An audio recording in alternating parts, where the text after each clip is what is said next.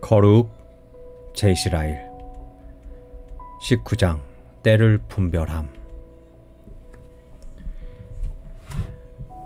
그들은 때를 잘 분간할 줄 알고.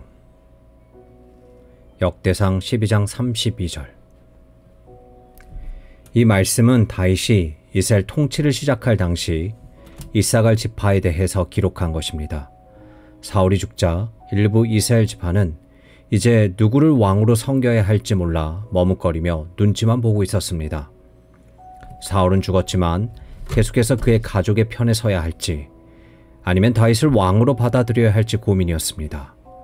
뒤로 물러나 사태를 관망하면서 저울질하는 사람들도 있었고 용감하게 나서서 다윗을 왕이라고 외치는 사람도 있었습니다. 다윗을 왕으로 추대하는 사람 중에는 특히 이사갈 지파의 자손이 많았습니다. 성령은 특별히 이런 선택을 한 자들을 칭찬하고 계십니다. 그들은 때를 잘 분간할 줄 알고. 성경에 있는 다른 모든 말씀과 마찬가지로 이 말씀 역시 우리를 교훈하기 위해 기록되었습니다. 이사갈 지파에 속한 이 사람들은 우리가 본받아야 할 모본과 모본으로 주어졌습니다. 우리가 사는 시대를 이해하고 이 시대가 요구하는 바를 분명히 아는 것은 너무나 중요합니다. 아하수에로 왕은 사례를 아는 지혜로운 자들을 곁에 두고 있었습니다. 우리 주 예수 그리스도 하나님께서 자기들을 구원하러 오신 때를 알지 못하고 시대의 징조들을 분별하지 않는 유대인을 책망하셨습니다. 우리도 동일한 죄에 빠지지 않도록 주의해야 합니다. 태평하게 난로가에 앉아 노닥거릴 줄만 알고 자신의 사사로운 일에만 사로잡혀 장차 교회와 세상에 닥칠 일에 대해서는 도무지 생각조차 못하는 사람은 비참한 일꾼이요 불쌍한 그리스도인입니다. 주님은 성경과 우리 자신의 마음을 살피는 것 다음으로 우리 시대에 대해 잘 알기를 원하십니다. 우리 시대가 요구하는 것이 무엇인지 잘 알게 되기를 바랍니다. 모든 시대마다 신앙을 고백하는 그리스도인에게는 그 시대만의 고유한 위엄이 있기 때문에 모든 그리스도인들은 각별히 주의를 기울여야 합니다. 지금 이 시대가 우리 그리스도인에게 요구하는 바가 무엇인지를 다음 5가지로 정의해 보려고 합니다. 만일 나팔이 분명하지 못한 소리를 내면 누가 전투를 예비하리요?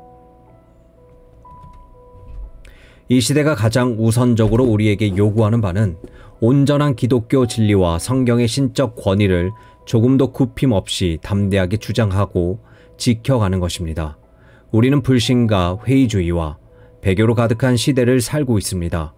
켈수스, 포르피리오스, 율리아누스 시대 이래로 계시된 성경의 진리가 지금처럼 공공연하고 무차별적으로 그리고 교묘하고 그럴듯하게 공격당한 시대도 없었습니다. 1736년에 버틀러 주교가 쓴 말이 우리 시대에도 적용된다는 사실이 이채롭습니다. 많은 사람이 기독교에 대해 알아보려고 하지 않을 뿐 아니라 극기야 이를 허구로 여기고 있다. 그것이 오늘날 분별력 있는 모든 사람들이 동의하는 사실이라고 믿는다. 이제 남은 것은 기독교가 세상에 기쁨을 가져다 주는 것으로 오랫동안 이해된 데 대한 안갚음으로써 기독교를 조롱과 비웃음거리로 만드는 일뿐이라고 생각하는 것 같다. 버틀러 주교가 1879년까지 살아 있었다면 무슨 말을 했을지 궁금할 때가 많습니다. 많은 똑똑한 작가들이 서평, 잡지, 신문, 강연, 에세이, 그리고 종종 설교와 자신의 업적을 통해서 기독교의 근간을 끊임없이 흔들어대고 있습니다. 이성, 과학, 지질학, 인류학, 현대 발견, 사상의 자유 같은 것으로 서슴없이 기독교를 반대합니다. 요즘에 교양이 있다는 사람들은 실제로 초자연적인 종교나 성경의 완전 영감, 기적의 가능성 같은 것을 믿지 않는다고 말하는 것을 자주 듣습니다. 삼위일체, 그리스도의 신성, 성령의 인격성, 속죄, 안식일, 기도의 필요와 효력, 마귀의 실제, 장차올 징벌의 실제 같은 옛 교리는 책장에 꽂아놓고 좀처럼 꺼내보지 않는 오래된 영감이나 배 밖으로 내던지는 잡동사니 정도로 여깁니다. 이 모든 일은 너무나 교묘하게 진행되기 때문에 이들의 태도는 솔직하고 오히려 관대하다는 인상마저 줍니다. 더구나 이들이 인간 본성의 능력과 고귀함을 강조하는 바람에 견고하지 못한 신앙을 가진 그리스도인들은 아직 믿음이 파산할 정도는 아니지만 홍수에 떠밀려 이리저리 휩쓸리고 있습니다. 이런 불신앙의 역병 때문에 조금이라도 당황해서는 안 됩니다. 옷만 바꿔 입은 옛 원수요, 모양만 바꾼 옛 질병일 뿐입니다. 아담과 하와가 타락한 이래로 마귀는 끊임없이 사람을 미혹하여 하나님을 믿지 못하게 했고, 직접적이든 간접적이든 믿지 않아도 너는 죽지 않을 것이다 라고 말해왔습니다. 특히 마지막 날에는 불신앙이 더 횡행할 것이라는 성경의 증거들이 많습니다. 인자가 올 때에 세상에서 믿음을 보겠느냐? 누가복음 18장 8절. 악한 사람과 속이는 자들을 더욱 악하여져서 디모데후서 3장 13절. 말세에 조롱하는 자들이 와서 베드로후서 3장 3절. 지혜로운 사람들이 오랫동안 예견해 온 것처럼 이곳 영국에는 반교황주의와 미신에 대한 반향으로 회의주의가 득세하고 있습니다. 흔들리는 시계추와 같이 변덕스러운 인간의 본성을 잘하는 사람들이 이미 이를 예견했습니다. 회의주의가 팽배한 것 때문에 놀랄 필요가 없는 것처럼 이로 인해 마음이 흔들릴 필요도 없습니다. 오히려 신앙에 굳게 서 있어야 합니다. 전혀 놀랄 일이 아닙니다. 황소가 하나님의 방주를 흔드는 것처럼 보이지만 하나님의 방주는 전혀 위험하지 않습니다. 기독교는 데이비드 흉과 토머스 홉스, 매튜 틴들, 그리고 앤서니 콜린스와 토머스 울스턴, 볼링보르크와 토머스 처브의 공격과 볼테르와 페인과 조지 홀리오크의 공격도 이겨냈습니다. 이들은 모두 당대의 목소리를 높였던 사람들이었고 이들의 주장은 연약한 사람들을 위협하기 충분하였습니다. 하지만 이들이 평생 노력해봐야 이집트 여행하는 한간 여행자가 거대한 피라미드에 자기 이름을 긁어놓은 것에 지나지 않습니다. 기대해도 좋습니다. 지금까지 그래온 것처럼 기독교는 이 시대의 똑똑한 작가들이 공격도 잘 견뎌낼 것입니다. 성경이 계시라는 사실을 많은 현대 작가들이 놀랍도록 새로운 방식으로 공격하기 때문에 그들의 주장이 사실인 것처럼 보이기도 합니다. 하지만 우리 손가락으로 풀 수 없다고 하여 풀리지 않는 것도 아니고 우리가 보기에 도무지 이해가 안 되고 설명하기 어렵다고 해서 그 난제들이 해결되지 않는 것도 아닙니다. 회의주의자들에게 대답하기 어려울 때는 더 깨닫게 해주실 때까지 잠잠히 기다리십시오. 하지만 그럴 때에도 큰 원리까지 저버려서는 안 됩니다.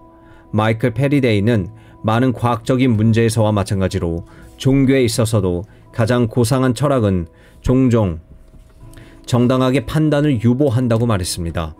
믿는 사람은 결코 조급하지 않고 잠잠히 기다릴 줄 압니다. 회의주의자들과 믿음 없는 자들이 무슨 말을 할지라도 그들이 절대 설명할 수 없는 세 가지 위대한 사실이 있음을 잊지 말아야 합니다. 제가 믿기로 그들은 이 세 가지 사실을 도무지 설명할 수 없고 설명하려고 하지도 않습니다. 이 세 가지 무엇인가 간단히 말씀드리겠습니다. 이것은 누구라도 이해할 만큼 아주 단순합니다. 첫 번째 사실은 예수 그리스도 그분입니다. 만약 기독교가 단순히 사람이 지어낸 것이고 성경이 하나님께서 주신 것이 아니라면 불신자가 어떻게 예수 그리스도를 설명할 수 있겠습니까? 예수께서 역사적으로 실존하셨다는 사실을 그들은 결코 부정할 수 없습니다. 강압으로나 뇌물을 쓰지 않고 세상에 깊은 영향을 끼칠 수 있었을까요?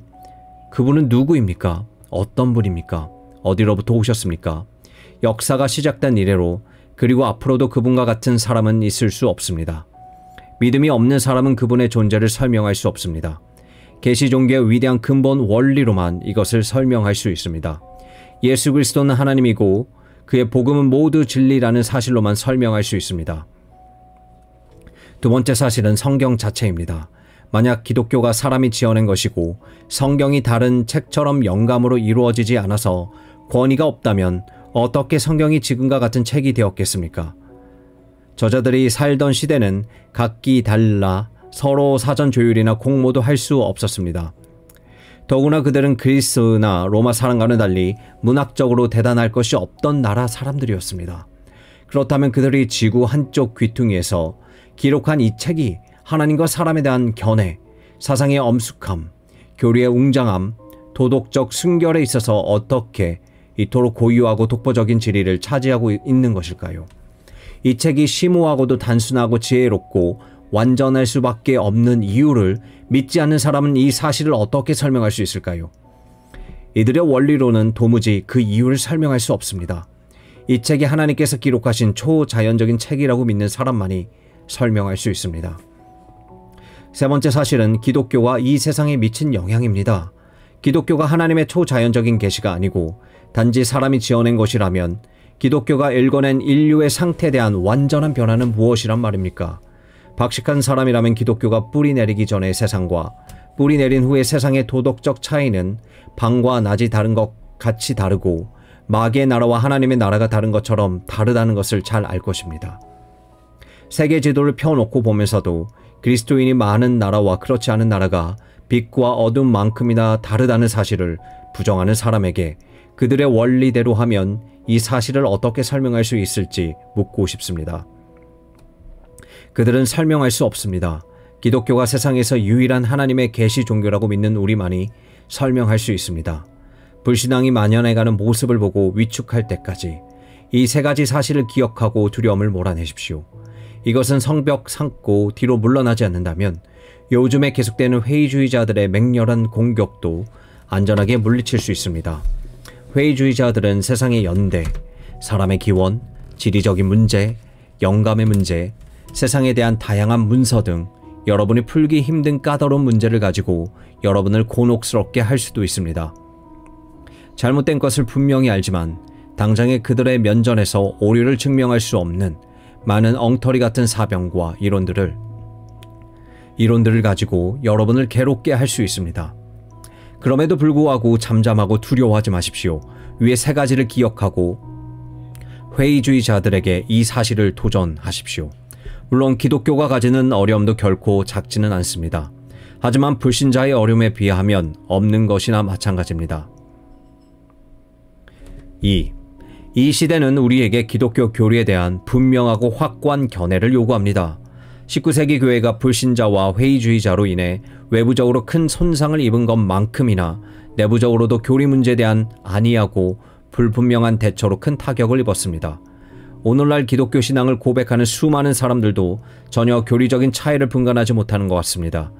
이들은 마치 생맹과 같아서 무엇이 참이고 거짓인지 무엇이 바르고 그른지 분별할 능력이 없습니다. 설교자가 똑똑하고 열정적이고 달변이기까지 하다면 그가 아무리 이질적이고 생소한 진리를 전해도 별 문제 삼지 않습니다. 영적 분별력이 현저히 떨어져서 전혀 오류를 간파하지 못합니다. 로마 카톨릭이든 개신교든 대속의 교리가 있든 없든 인격이신 성령을 인정하든 안 하든 미래의 심판을 가르치든 무시하든 고교회든 저교회든 광교회든 삼위일체주의든 아리우스주의든 유니테리언주의든 아무래도 상관없습니다. 이해하지 못하면서 무작정 받아들입니다. 감상적인 관용과 파괴에 길들여져서 누구나 옳고 모든 목사가 다 바르고 이 세상 사람은 한 명도 빠짐없이 다 구원에 이를 것처럼 생각합니다. 그들의 종교는 소극적인 것으로 채워져 있습니다. 단 하나 적극적인 것이 있다면 그들은 뚜렷이 구분되는 것을 싫어하고 모든 극단적이고 단정적이고 적극적인 견해는 아주 그릇되고 못된 것으로 생각한다는 것입니다. 이런 사람들은 희미한 안개 속에서 살아갑니다. 아무것도 분명히 보지 못하고 자신이 믿는 것을 알지 못합니다. 복음의 위대한 사실에 대해 분명한 태도를 취하지 않고 모든 학파의 명예회원으로 만족하는 것처럼 보입니다. 평생을 살아도 칭의, 중생, 성화, 성찬, 세례, 믿음, 회심, 영감, 미래의 신자의 상태가 어떤 것인지 분명히 알지 못합니다. 논쟁에 대한 병적인 두려움과 당파심에 대한 무지한 혐오감에 사로잡혀 있습니다. 하지만 이런 말이 무엇을 의미하는지 정확히 알지 못합니다. 열심과 영리함과 박애를 친송할 뿐 영리하고 열심 있는 박애주의자도 잘못될 수 있다는 것을 도무지 믿으려고 하지 않습니다. 이들은 항상 불확실성 가운데 삽니다. 이들이 신앙에서 그 어떤 위로도 얻지 못하고 살다가 소망도 없이 무덤에까지 떠내려갈까 두렵습니다. 무기력하고 무신경하고 소심한 영혼의 상태를 설명하는 것은 그리 어렵지 않습니다. 우선 사람의 마음은 본성적으로 신앙에 대해 무지합니다. 진리에 대한 직관적 이해가 전혀 없기 때문에 가르침과 조명이 실제로 필요합니다. 이외에도 대부분의 사람에게 있는 본성적인 마음은 신앙에 열심은 내는 것을 싫어하고 인내와 꾸준한 탐구를 달가워하지 않습니다. 본성적인 마음은 무엇보다도 사람들의 칭찬받기를 좋아하고 갈등을 피하고 관대하고 너그럽다는 말 듣기를 좋아합니다. 이러한 이유로 신앙적 불가지로는 많은 사람들에게 영향을 끼치게 되었고 특히 젊은이들에게 막대한 영향을 끼쳤습니다. 논란의 여지가 있는 것은 무엇이나 쓸모없는 것처럼 취급하고 그들의 우유부단함을 지적하기라도 하면 대뜸 이렇게 말합니다. 논쟁을 다 이해하는 척 하겠지만 그렇다고 논란이 되는 문제를 일일이 살피고 싶지도 않다. 결국에는 다 같은 말이기 때문이다. 모두 아시다시피 어디를 가나 이런 사람을 만날 수 있습니다. 여러분에게 부탁합니다. 신앙에 있어서 우유부단하고 꾸물거리는 마음의 상태를 조심하십시오. 어둠 속을 배회하는 패스트같이 급작스럽게 덮쳐서 멸망에 이르게 합니다. 게으르고 나태한 영혼은 생각하고 조사하고 수고를 하지 않으려는 성향이 있습니다. 하지만 성경은 영혼의 이런 습성을 결코 인정하지 않습니다. 성공의 종교 강령 같은 또는 공동기도서에서도 이것을 인정하지 않습니다. 자기 영혼을 위해서라도 여러분이 믿는 바대로 결심하고 진리와 오류에 대해 적극적으로 뚜렷한 견해를 가지십시오. 교리적으로 분명한 견해를 갖는 것을 두려워하지 마십시오. 사람을 더 신경 쓰고 편협하고 논쟁적이고 편을 가르는 사람이라는 평판을 들을까봐 알맹이도 빠지고 생기도 없고 무미건조하고 냉담하고 교리도 모르는 기독교에 안주하지 않기를 바랍니다. 제 말을 잘 들어보십시오. 이런 시대의 기독교인으로서 선을 행하기를 원한다면 우유부단함을 벗어버리고 분명하고도 예리한 교리적 신앙으로 옷 입혀야 합니다. 믿음이 적으면 여러분이 아무리 누구에게 선을 행한다 해도 그 사람이 여러분을 보고 믿음을 가질 수 없습니다. 어디나 기독교의 승리가 울려 퍼지는 곳에는 분명한 교리와 신학이 있었습니다. 사람에게 기독교의 대속의 죽음과 희생을 가감없이 증거하고 십자가의 구속과 그분의 보혈을 밝히 보이고 믿음으로 말미암아 칭의를 가르치고 십자가에 달리신 구주를 믿으라고 재촉하고 죄로 말미암아 멸망과 그리스도의 구속과 거듭나게 하시는 성령의 역사를 선포하고 노뱀을 높이 들어 그것을 바라보라고 살라고 믿고 회개하고 돌이키라고 외침으로써 기독교는 승리해 왔습니다. 이것이야말로 지난 1800년 동안 하나님께서 이기게 하시고 오늘날에도 여전히 국내외적으로 승전보를 울리게 하시는 유일한 가르침입니다. 관대하고 교리에 얽매이지 않는 신앙을 주장하는 세련되고 영리한 사람에게 교리 없이 자신들의 원리대로 복음을 받아들인 지방이나 마을이나 도시나 교구가 지금까지 존속하는지 보여달라고 해보십시오. 그들은 아무것도 보여줄 수 없을 것이고 앞으로도 그럴 것입니다. 분명한 교리가 없는 기독교는 무기력할 따름입니다. 어떤 사람이 보기에는 아름답게 보일 수도 있지만 사실 이런 기독교는 불모지에 불과합니다. 이런 기독교는 사실을 넘어서지 못합니다. 이 세상에서 행한 선한 일이 상대적으로 적을 수 있습니다. 악이 넘쳐나고 무지한 자들이 앞다투어 기독교는 이미 실패했다고 수군거리고 떠들어댈 것입니다. 하지만 만약 우리가 선을 행하고 세상을 흔들어 깨우기를 바란다면 저 옛날 사도들이 싸웠던 무기로 싸우고 교리를 고수해야 합니다. 교리가 없이는 열매도 없습니다. 적극적이고 복음적인 교리가 없이는 복음 전도도 없습니다. 제 말을 잘 들어보십시오. 영국 교회를 위해 가장 큰 기여를 하고 자신들의 세대에 가장 깊은 영향을 끼친 사람은 한결같이 가장 단호하고 분명한 교리적 이해를 가진 사람들이었습니다. 카펠 몰리뉴가 위대한 옛 개신교 옹호자 휴 맥닐같이 사람들로 생각하게 하고 세상을 소동케 하는 깊은 인상을 남긴 이들은 한결같이 담대하고 분명하고 거리낌 없이 교리를 말하는 사람이었습니다.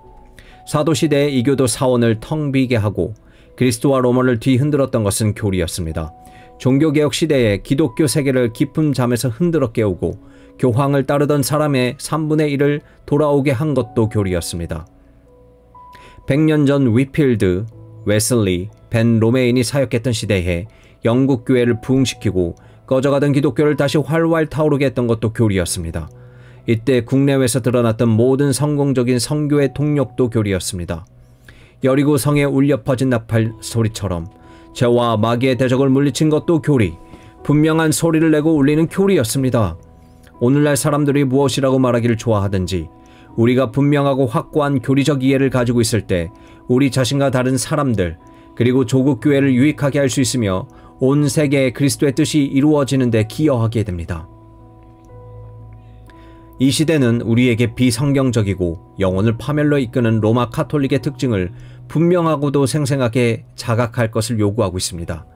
이것은 참으로 달갑지 않은 주제입니다. 하지만 분명하게 소리를 내야 할 만큼 절실하고 필요한 주제입니다. 사실은 매우 단순합니다. 지난 40년 동안 영국 내에서 로마 카톨릭에 대한 전반적인 이해가 아주 많이 달라졌다는 사실은 지적인 관찰자라면 누구나 알고 있습니다. 류면 추기경의 동지요, 배교자로 잘 알려진 오클리 신부는 현대 리뷰지 최근 호에서 의기양양하게 이런 변화를 주장했습니다. 유감스럽지만 제가 보기에 그의 주장은 사실입니다. 로마 카톨릭의 혐오하고 끔찍이도 싫어하던 이 나라가 이제는 달라졌습니다. 옛날 영국 신자에게 있었던 개신교에 대한 분명하고 예리한 의식도 무뎌지고 둔해졌습니다. 어떤 사람은 모든 신앙적인 논쟁에 진절머리가 난다며 마음이 불편하지 않기 위해 하나님의 진리가 희생되는 것도 기꺼이 감수합니다. 로마 카톨릭을 영국의 많은 종교 가운데 하나 정도로 생각하고 다른 종교에 비해 더 나쁘지도 더 좋지도 않다는 사람도 있습니다. 로마 카톨릭도 이제는 많이 달라져서 예전처럼 그리 나쁘지 않다고 말하는 사람도 있습니다. 이들 가운데 오히려 개신교의 문제점을 지적하면서 로마 카톨릭이나 개신교나 별로 다를 것이 없다고 목소리를 높이는 이도 있습니다.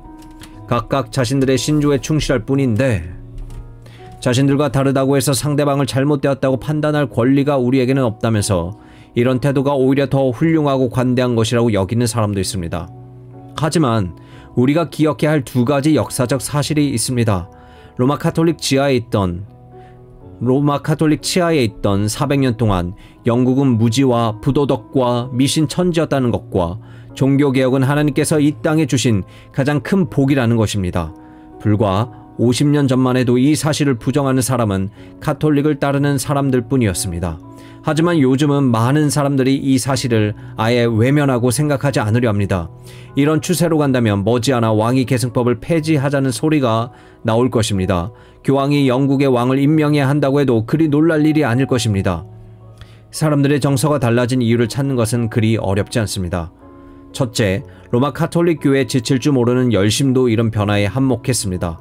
로마 카톨릭의 일꾼들은 결코 졸지도 자는 법이 없습니다. 한 사람의 개종자라도 더 얻기 위해 바다와 육지를 두루 다닙니다. 애굽의 개구리 떼와 같이 궁전이든 일터든 가정이든 어디든지 기어 올라가서는 모든 것을 뒤집어 놓고 자신들의 대의를 천명합니다. 둘째, 성공에 대해서 예식을 고수하고자 하는 사람들도 이런 변화에 크게 기여하였습니다. 그동안 이들은 개신교를 헐뜯고 조롱하는 데 앞장섰고 이들의 노력은 많은 성공을 거두었습니다. 이들의 끊임없는 중상의 영향을 받아 많은 교인들의 생각이 어두워지고 더러워졌습니다. 사람들은 점점 로마 카톨릭의 독특한 가르침과 의식에 익숙해진 나머지 이제는 노골적인 교황주의에서 드러나는 엄청난 위험마저도 대수롭지 않게 여깁니다. 마지막으로 오늘날 만연하는 인위적이고 거짓된 관대함도 로마 카톨릭의 약진을 거들었습니다. 오늘날 많은 이들이 모든 종교는 동등하다고 생각합니다. 국가는 종교와 아무 상관이 없고 동일한 호감과 존경으로 모든 종교를 대해야 하며 불교든 이슬람교든 기독교든 모양만 다를 뿐 모든 종교의 바탕은 다 동일하다고 말하는 것이 대세입니다. 그 결과 분별력 없는 많은 이들이 감리교회, 독립교회, 장로교회, 침례교회 신조에 특별한 위험이 없는 것처럼 생각합니다. 로마 카톨릭 신조에도 별 다른 위험이 없으며 오히려 비성서적이고 그리스도를 모욕하는 로마 카톨릭의 특징을 들춰내지 말고 내버려 둬야 한다고 생각하기 시작했습니다. 로마 카톨릭에 대한 태도의 변화를 바로잡지 않는다면 나중에 가장 비참하고 해로운 결과를 초래할 것이라고 단언합니다. 교황주의가 다시 영국에 발을 들여놓게 된다면 모든 국가적 위대함은 그날로 자취를 감추게 됩니다. 하나님께서 우리를 버리실 것이고 우리는 포르투갈과 스페인 같은 처지로 곤두박질 치게 될 것입니다. 성경을 읽는 것에 읽는 것이 제한될 것입니다. 신앙 양심에 따른 개인적인 판단이 금지될 것입니다. 그리스도의 십자가로 나아가는 길은 더 좁아져서 아예 막혀버릴 것입니다. 사제 제도로 인해 피해가 고착화될 것이고 모든 교구마저 사적인 고해 성사가 시행되고 수도원과 수녀원이 전국적으로 늘어나고 여자들은 어디를 가나 비천한 농로나 종처럼 성직자의 발 아래 무릎 꿇어야 할 것입니다. 남자들은 믿음을 저버리고 회의주의가 될 것이며 학교와 대학교는 예수의 신학교로 뒤바뀝니다. 자유롭게 생각하는 것은 인정되지도 않을 뿐 아니라 저주를 받아 파문당하게 됩니다. 영국의 자랑이고 특징이었던 남자다운 대담함과 독립성은 점점 자취를 감추게 되고 영국은 그 길로 몰락의 길을 걷게 될 것입니다. 개신교의 가치에 대한 예전의 태도와 정서가 다시 살아나지 않는다면 이 모든 일이 머지않아 실제로 일어날 것입니다. 여러분, 특히 동료 목사들에게 경고합니다. 이 시대는 여러분이 깨어 주의할 것을 요구합니다. 로마 카톨릭을 조심하십시오. 교묘하게 또는 드러내놓고 로마 카톨릭으로 이끄는 모든 종교적 가르침을 조심하십시오. 슬픈 사실이지만 이 나라의 개신교는 점점 쇠퇴하는 일로에 있습니다. 이 나라를 사랑하는 그리스도인 여러분에게 간청합니다. 영국의 종교개혁이 얼마나 복된 것이었는지 점점 잊게 하는 사태를 거부하십시오. 그리스도의 영광을 위해, 영국 교회를 위해, 우리 조국을 위해, 우리 자녀를 위해 로마 카톨릭의 무지와 미신과 사제주의와 부도덕에 휩쓸리지 말아야 합니다. 우리 조상들이 이미 교황주의를 시험해 보았고 결국 혐오와 분노로 내던지진 지 오래입니다. 시간을 거슬러 다시 애굽으로 돌아가지 말아야 합니다. 로마 카톨릭이 자신들의 오류를 인정하고 돌아설 때까지는 이들과 평화를 논하지 말아야 합니다. 이들이 돌아서기 전에 허울 좋은 서방교회 연합을 들먹이면서 우리의 주의를 끌려고 하는 것은 기독교를 모독하는 것입니다. 성경을 읽고 성경이 말하는 말을 잘 숙지하십시오. 성경을 읽는 평신도야말로 이 나라를 오류로부터 지켜내는 가장 견고한 요새입니다. 영국 평신도가 자신들의 의무를 충실히 이행하기만 하면 영국의 개신교는 더 이상 걱정할 것이 없습니다. 성공의 39개 종교 강령과 주월의 편증을 읽고 오랫동안 소홀히 여겨왔던 이런 문서들이 로마 카톨릭의 교리에 대해 무엇이라고 말하는지 보십시오. 안타깝게도 우리 같은 목회자가 종종 비난받을 짓을 합니다. 1년에 4차례 교황의 수장권을 논박하는 설교를 하도록 규정하는 교회법 제1조를 우리 스스로가 어기고 있습니다. 우리는 종종 자이언트 교황이 죽어 이미 장례를 치르기라도 한 양 그 이름조차 들먹이지 않습니다. 그들의 기분을 상하게 할까봐 교인들에게 교황주의의 본질과 악에 대해 말해주지 않습니다. 여러분이 성경과 신조 외에 교회사도 읽어서 로마 카톨릭이 과거에 어떤 일을 자행했는지 알아야 합니다. 이들이 어떻게 조국의 자유를 유린하고 조상들의 재산을 악탈하고 온 나라를 무지와 미신과 부도덕으로 몰아갔는지 읽어보십시오. 영국 교회가 개신교회화 되는 것을 막기 위해 로드 대주교가 하나님이 싫어하는 갖가지 방법을 동원해 어떻게 교회와 국가를 파면으로 이끌었는지 보십시오. 결국 자신의 완고함과 어리석음으로 찰스 왕과 함께 어떻게 교수대에 달리게 되었는지 보십시오. 영국의 마지막 카톨릭 왕이었던 제임스 2세가 개신교를 억누르고 교황주의를 다시 도입하려다가 결국 어떻게 그 자리에서 끌어내려졌는지 보십시오. 로마 카톨릭은 전혀 변함이 없습니다. 자신들은 전혀 무오하고 항상 동일하다는 것이 그들의 자랑이요 영광입니다. 역사를 읽어보고 싶지 않다면 지금 이 세상에서 일어나고 있는 일들을 한번 보십시오. 이탈리아와 시칠리아가 오래전부터 최근까지 저런 상태로 있을 수밖에 없는 이유가 무엇입니까? 교황주의입니다. 무엇이 남아메리카를 저렇게 만들었습니까? 교황주의입니다. 스페인과 포르투갈이 저렇게 된 이유가 무엇입니까? 교황주의입니다.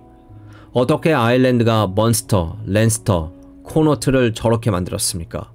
교황주의입니다. 스코틀랜드와 미국과 우리 조국 영국이 부강한 나라가 된 이유 스코틀랜드와 미국과 우리 조국 영국이 부강한 나라가 된 이유가 무엇입니까? 두말할 필요 없이 누구나 자유롭게 성경을 읽을 수 있고 종교개혁의 원리가 있는 개신교 때문입니다. 종교개혁의 원리를 거부하고 배제하려는 사람이 있다면 다시 한번 잘 생각해 보십시오.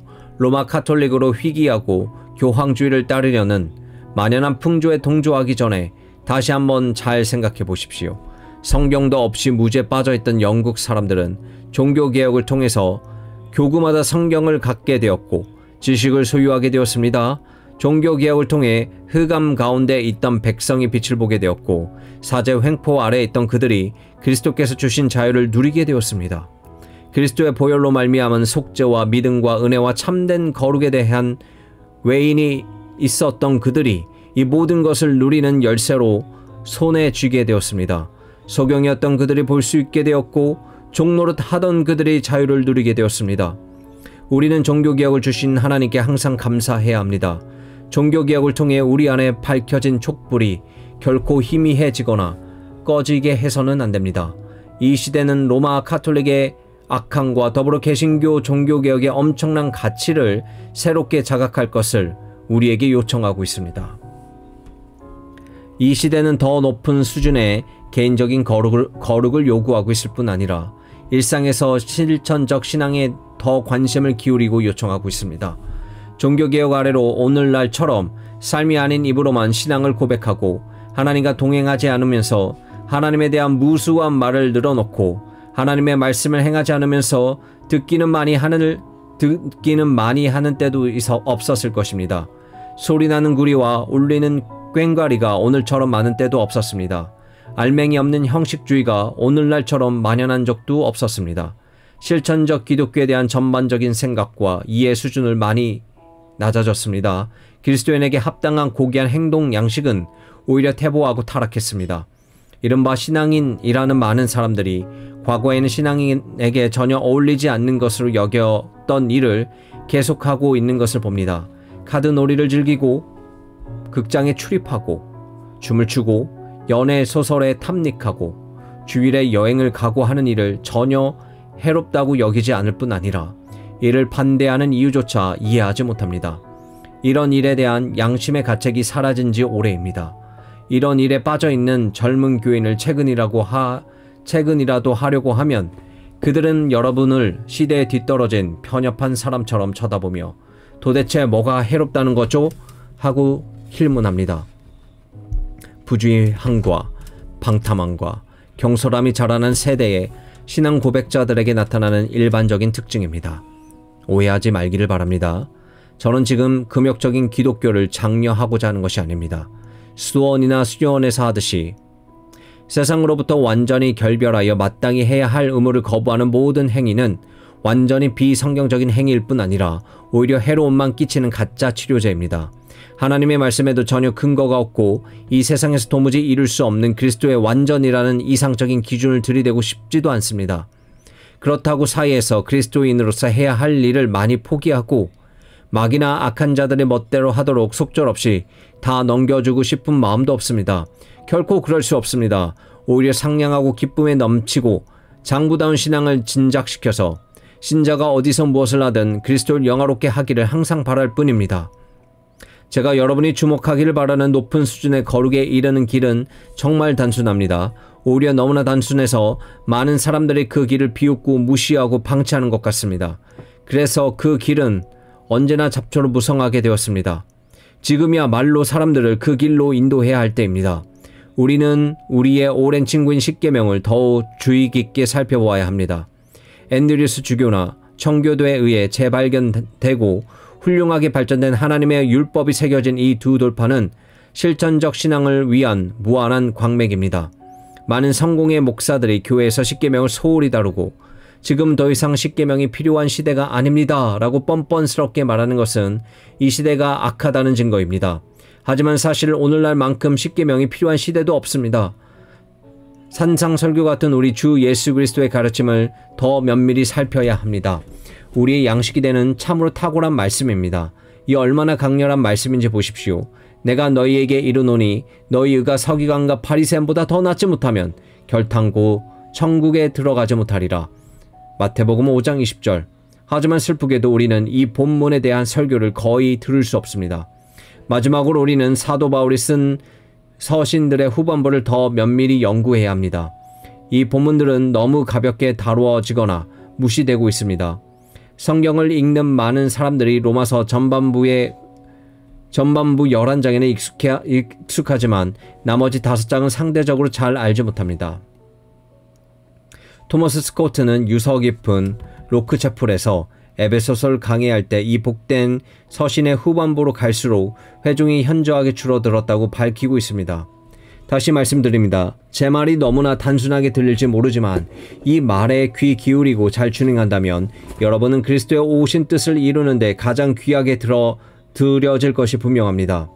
가정의 신앙, 세상과의 구별, 친척에 대한 의무이행, 이타심, 좋은 상품, 좋은 성품, 일반적인 영적 사고 등에 있어서 지금은 거의 다다를 수 없다고 여기는 데까지 이르게 될 것이고 영국 기독교의 수준이 그만큼 형상되리라고 확신합니다. 현대 기독교는 능력도 없고 그리스도를 머리로 모셨다는 몸인 그리스도의 참된 교회는 이전처럼 세상을 뒤흔들지도 못하고 있다는 탄식이 많이 들립니다. 이유는 분명합니다. 신자의 삶의 수준이 너무 낮아졌기 때문이 아니라 그것이 아예 기독교 전반의 형상이 되었기 때문입니다. 에녹과 아브라함처럼 하나님 앞에서 행하고 하나님과 동행하는 사람이 더 많아져야 합니다. 비록 오늘날 신자라고 하는 사람의 수가 예전 우리 조상들의 수보다 훨씬 많기는 하지만 정작 기독교적 실천의 표준은 현저하게 낮아졌습니다. 7, 80년 전에 우리 조상들의 삶에서 현저하게 드러났던 자기 부인, 세월을 아끼는 것, 사치를 방종하게 물리치는 것, 이 땅에 속한 것과의 구별, 우리 주님의 일에 대한 분명한 태도, 신실한 마음, 단순한 가정생활, 일상에서의 경건한 대화, 인내, 겸손, 진실하고 정중한 태도와 같은 귀한 것은 다 어디로 갔단 말입니까? 이런 것들은 다 어디로 사라졌습니까? 그들의 삶의 원리를 이어받고 그들이 사용했던 무기를 우리도 가지고 있지만 그들의 실천까지도 물려받았는지 자신할 수 없습니다. 성령이 우리의 이런 상태를 보고 탄식하십니다. 이런 우리를 보고 세상이 멸시합니다.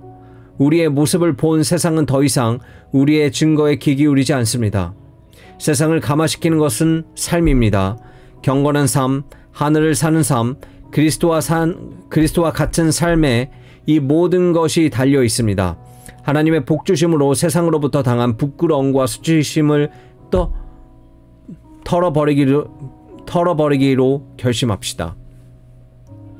이 문제에 대해 세상이 요구하는 것이 무엇인지 알 수 있도록 분명히 깨어 있읍시다. 더 고상한 실천적 표준을 향해 나아갑시다. 이도 저도 아닌 얼치가 거룩에 만족해 사는 것은 잠아놓은 삶으로도 족합니다. 이제 때가 되었습니다. 하나님과 동행하기 위해 힘씁시다. 비아냥대는 세상을 뒤바꿀 수 없다 해도 일상에서의 철저하고 명백한 삶으로 그들의 입을 다물게 할 수 있습니다. 마지막으로 이 시대는 우리의 영혼을 기름지게 할 옛 방법들을 일상에서 확고하게 지켜가기를 바라고 있습니다. 지각 있는 그리스도인이라면 근래 몇 년 사이에 이 땅의 대중적인 신앙 활동, 더 나은 표현이 없어 이렇게 씁니다. 이 급격한 늘어난 것을 누구나 잘 알고 있을 것입니다. 온갖 종류의 예배들이 희한하게 늘어났습니다. 예배초소마다 기도 모임과 설교와 성찬식이 행해지고 있는데 예배초소가 지난 50년 전보다 적어도 10배는 늘어났습니다. 본당에서 드려지는 예배뿐 아니라 농업회관이나 마일드메이, 회의장 같은 공공장소에서 모이는 집회, 그리고 밤낮으로 행해지는 성교 예배 등은 이미 일반적이고 친숙한 일이 되었습니다. 이런 모임이 사실상 하나의 예배 형식으로 굳어지고 있습니다. 많은 사람들이 이런 모임에 참여하고 있는 것을 보아 대중에게도 인기가 있습니다. 요컨대 지난 사환세기는 대중적인 신앙활동이 폭발적으로 일어난 시기라는 사실을 부인할 수 없습니다. 이런 사실을 비난하려는 것이 아닙니다. 그런 생각은 절대 하지 마십시오. 오히려 신앙에 있어서 사도시대의 진취적인 모습이 되어 살아나고 아무쪼록 몇 사람이라도 구원하고자 하는 열망이 정과되는 것으로 인해 하나님께 감사합니다. 이전보다 짧아진 예배시간, 국내 선교, 그리고 생키, 무디 같은 사람이 하고 있는 복음주의 운동으로 인해 하나님께 감사합니다. 무관심과 무감각, 무신경하고 보다 더 나쁜 것은 없습니다.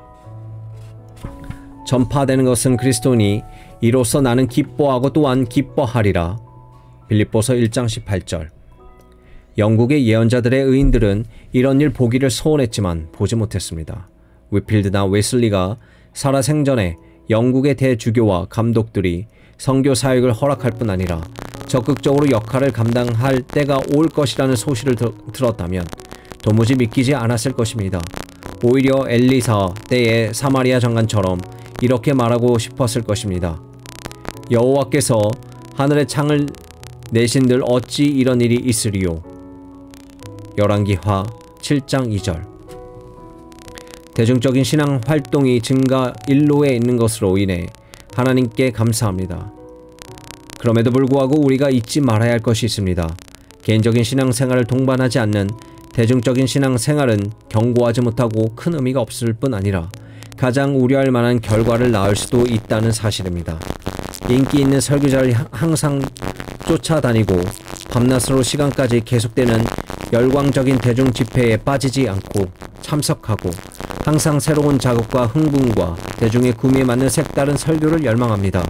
이런 모든 것은 아주 건강하지 못한 기독교를 양산하게 되고 많은 경우에 영혼의 완전한 파멸로 이어질까 두렵습니다. 불행하게도 대중적인 신앙 활동이 전부인 것으로 생각하는 사람은 종종 일시적 감정과 교회당의 분위기에 이끌려 실제로 자신이 느끼는 것 이상의 고백을 하게 됩니다. 한번 그렇게 하고 나면 계속되는 종교적 흥분이 있어야만 만족스러운 상태를 유지할 수 있습니다. 한번 이렇게 된 사람은 아편 중독자나 알코올 중독자처럼 더 큰 흥분과 자극을 찾습니다. 그렇게 하지 못하면 얼마 지나지 않아 불만족과 권태감에 서서히 빠져들게 됩니다.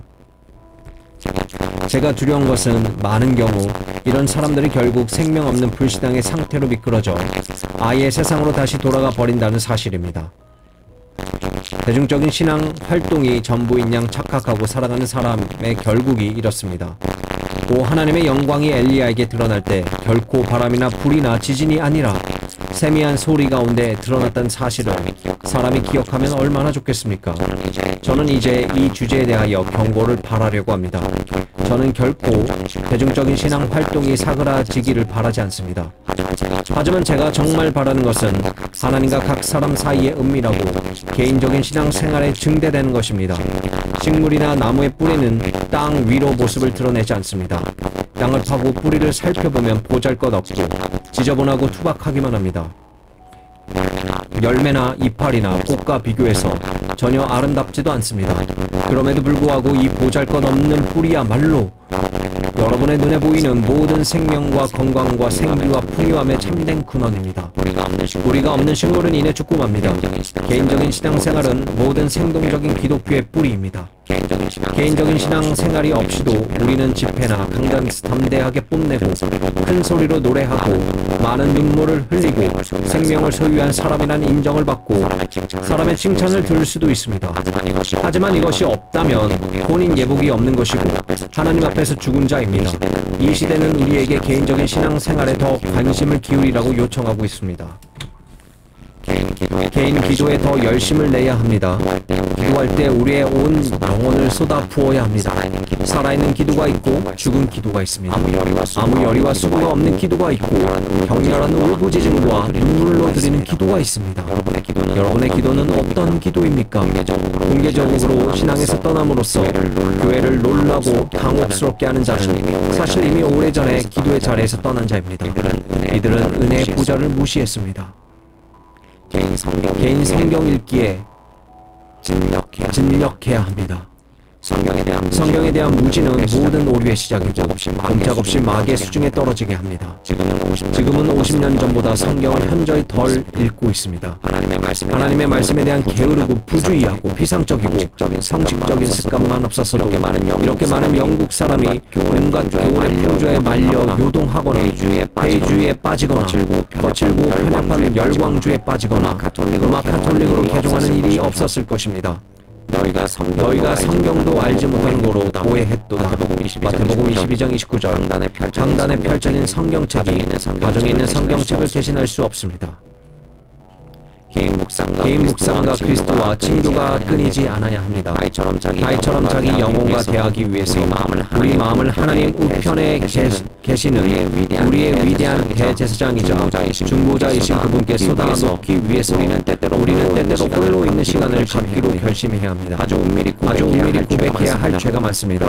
그러나 사람에게는 아닙니다. 우리가 필요로 하는 것은 고의 실과 같은 교회당 한켠에 있는 작은 상담실이 아니라 은혜의 보좌입니다. 어떤 신자는 절대 혼자 있는 법이 없고 영적 양식을 찾는다면 항상 이리저리 분주하게 다니는 혼자 조용히 앉아 자신의 영적 상태를 돌아보고 점검해야 할 시간을 내지 못합니다. 이런 그리스도인이 끊임없이 대중적인 신앙 활동을 하면서도 여전히 연약한 신앙을 가진 채 더 이상 자라지 않고 바로의 꿈에 나온 파리한 소처럼 되어가는 것은 전혀 이상할 것이 없습니다. 영적 번영은 대부분 우리의 신앙에 달려 있습니다. 하나님의 도우심과 기도와 성경 읽기와 그리스도와의 개인적인 친구를 위한 시간을 내기로 결심하지 않으면 우리의 개인적인 신앙생활은 자라지 않습니다. 슬프게도 우리 주님의 이 말씀이 강가되고 있습니다. 너는 기도할 때에 내 골방에 들어가 문을 닫고 은밀한 중에 계신 내 아버지께 기도하라. 마태복음 6장 6절. 복음주의 조상들은 지금 우리가 누리는 방편이나 귀에 있어서 우리와 비교할 수 없을 만큼 열악했습니다. 위필드, 웨스 롤런드 같은 설교자들의 설교를 들으러 교회나 벌판에서 때때로 말고는 저런 많은 대중이 제대로 갖춰서 양회를 해본 적이 없습니다. 이런 집회가 그렇게 인기가 있지도 않고 세련되지도 못했습니다. 그뿐 아니라 증설보다 욕설이 더 많이 뒤따랐습니다. 우리 조상들이 얼마 되지 않았지만 그들을 사용하는 데 있어서 이들을 따라올 자가 없었습니다. 이들에게는 지금 우리 시대가 같은 것과 같은 집회, 성교회, 모임 장소가 없어 갖춰진 시설도 없었습니다. 지금처럼 요란하거나 사람들로부터 갈채도 받지 못했습니다. 그러나 제가 믿기로 이들은 우리가 하는 것보다 하나님을 위해 훨씬 더 기적을 남겼습니다. 이들을 통해 회심한 사람은 지금 우리 시대에 거듭난다고 하는 사람들보다 오래 잘 견디며 안색과를 나타내고 안정되고 뿌리를 내렸습니다. 도대체 그 이유가 무엇입니까? 이유는 간단합니다. 이들은 우리가 하는 것보다 개인적인 신앙생활에 깊은 관심을 기울였기 때문입니다. 친밀히 하나님과 동행하고 개인적으로 그분을 했기 때문에 외적으로도 그렇게 할 수 있었던 것입니다. 이들이 그리스도를 따랐던 것처럼 우리도 그렇게 따라갑시다. 우리도 가서 같이 해야 합니다. 이제 몇 가지 실전을 덧붙임으로 2장을 마무리하겠습니다. 자신의 영혼과 관련한 이 시대가 여러분에게 요구하는 것이 무엇인지 알고 싶습니까? 제 말을 잘 들어보십시오. 여러분은 지금 영적으로 위험한 시대를 살아가고 있습니다. 천국으로 가는 여정에 많은 법과 함정이 토사른 적이 없었을 것입니다. 또 그 함정들은 얼마나 그럴싸하고 교묘한지요. 여러분이 내리는 발걸음을 조심하십시오. 자기 영혼을 파멸시키고 영원한 슬픔에 이르지 않도록 조심하십시오. 사상의 자유란 홀당에 빠지지 않도록 하십시오. 분열을 조장하지 않을 그럴듯한 구실 이른바 관용과 파괴라는 하에 교리적 진리에 대해 우유부단한 태도를 취하지 않도록 하십시오. 결단한 날이 오기만을 바라면서 예수께서 결단을 미루고 삶을 허비하다 결국 문이 닫히고 우리는 양심으로 아무 희망도 없이 죽어가지 않도록 조심하십시오. 여러분이 얼마나 위험한 상황에 쌓여 있는지 자각해야 합니다. 좀 확실하지 않더라도 다른 것은 내버려도 여러분의 부르심과 선택만큼 분명히 할 수 있고 그러나 부지런히 힘쓰십시오. 하나님 나라가 임박했습니다. 여러분이 그리스도께 오기만 하면 전능하신 구주 그리스도께서 죄인들의 친구이신 그리스도께서 영원한 생명이신 그리스도께서 여러분을 맞아주실 것입니다. 변명으로 무적되지 말고 그 자리에 일어나십시오. 바로 오늘 그리스도께서 여러분을 부르십니다. 누구와 함께 가겠다고 기다리느라 지체하지 마십시오. 아무도 기다리지 마십시오. 다시 말씀드리지만 지금은 너무나도 위험한 시대입니다. 극소수만이 생명의 좋은 길로 갈 수 있다고 한다면 하나님의 도우심을 받아 어떻게 해서든 그 소수의 포함 되도록 힘쓰십시오. 다른 사람의 영혼과 관련하여 이 시대가 모든 그리스도인에게 요구하는 것이 무엇인지 압니까? 여러분은 지금 엄청난 자유를 누리고 있을 뿐 아니라 다른 사람을 위해 선을 행할 수 있는 수많은 기회를 누리며 살고 있습니다. 의미 있는 성김의 기회가 이렇게 활짝 열려 있던 적이 또 있었을까요? 휘어져 추수할 밭은 얼마나 많았습니까? 활짝 열린 기회를 잘 사용하십시오. 익은 곡식을 거두어 드리십시오.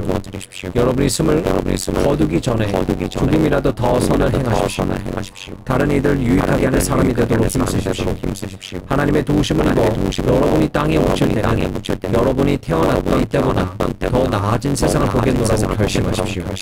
친척과 친구와 동료들의 영혼을 기억하십시오. 하나님은 종종 연약한 도구를 사용하신다는 사실을 잊지 마십시오.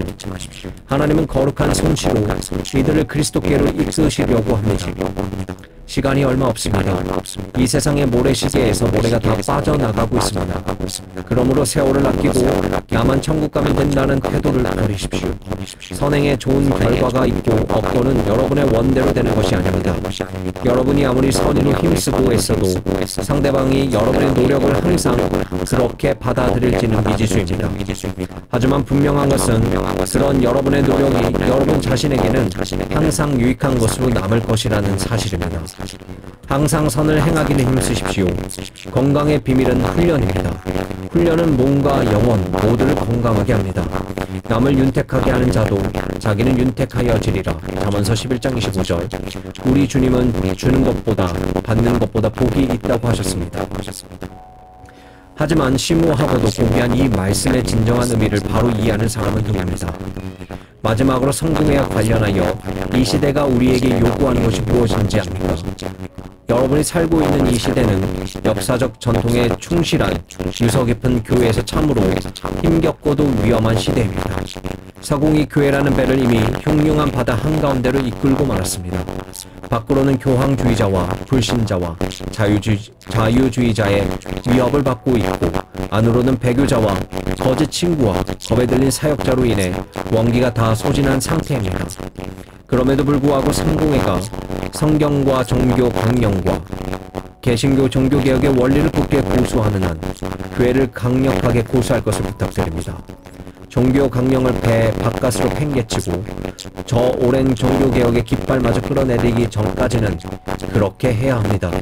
만약 성공회가 이런 것을 팽개치는 때가 온다면 그때가 바로 여러분이 이 파산한 배를 버리고 떠날 때입니다. 하지만 지금은 아닙니다. 지금은 이 낡은 배를 고수해야 합니다.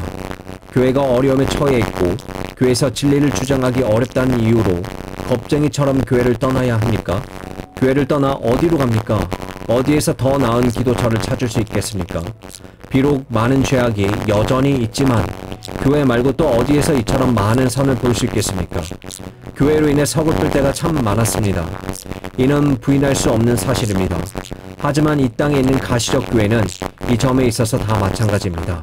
구름 한 점 없이 화창하게 맑은 날씨 같은 교회는 이 땅에 하나도 없습니다. 우리의 신앙 고백서는 이렇게 말합니다. 이 땅 어디서나 성과 악이 혼재되어 있다. 성공의 종교강령 39개조 제26조. 가라지가 없이는 자라는 말이 없습니다. 사실이 그럼에도 불구하고 우리를 더 기쁘게 하는 것은 이 땅에서 복음적 설교가 그 어느 때보다 더 많이 행해지고 있고 국내적으로 더 많은 일이 행해지고 있다는 사실입니다. 만약 지난 세기에 6명의 사람들과 함께 신앙을 지키며 고독하게 살아갔던 윌리엄 로메인이 지금 우리가 목도하는 것을 같은 상황을 보았다면 아마도 우리의 나약함과 감사하지 않음을 신랄하게 꾸짖었을 것입니다. 아직은 떠날 때가 아닙니다. 교회 밖에서 시기하는 구경꾼 안에서 침울하게 불평만 하는 사람이 우리를 보고 무슨 말을 하든 교회 안에 있는 반교황주의와 회의주의에도 불구하고 영국 개혁교회와 싸움은 아직 끝나지 않았습니다. 실패하지도 않았습니다. 마렌고의 전장에서 나폴레옹이 오후 4시에 했던 유명한 말처럼 아직 우리에게는 이길 수 있는 시간이 남아있다. 만약 영국교회 충성된 지체들이 구명정을 띄어 교회를 떠나려 하지 않고 서로를 냉담하게 바라보는 대신 듬직하게 자기 자리를 지켜주고 서로 다투지 않는다면 조국 교회는 죽지 않고 살아날 것이며 우리 후손에게 대대로 복이 될 것입니다. 그러니 우리가 선 이 자리에 우뚝 서서 이 자리를 지킵시다. 물이 조금 샌다고 배를 버리고 떠날 생각에 급급하기보다 오히려 펌프를 설치하고 그 배가 가라앉지 않도록 애써야 합니다. 교회를 고수하기 위해 계속해서 노력하고 힘써 싸우고 기도해야 합니다. 이렇게 살아가는 교인이야말로 시대를 분별하는 신자라고 저는 믿습니다.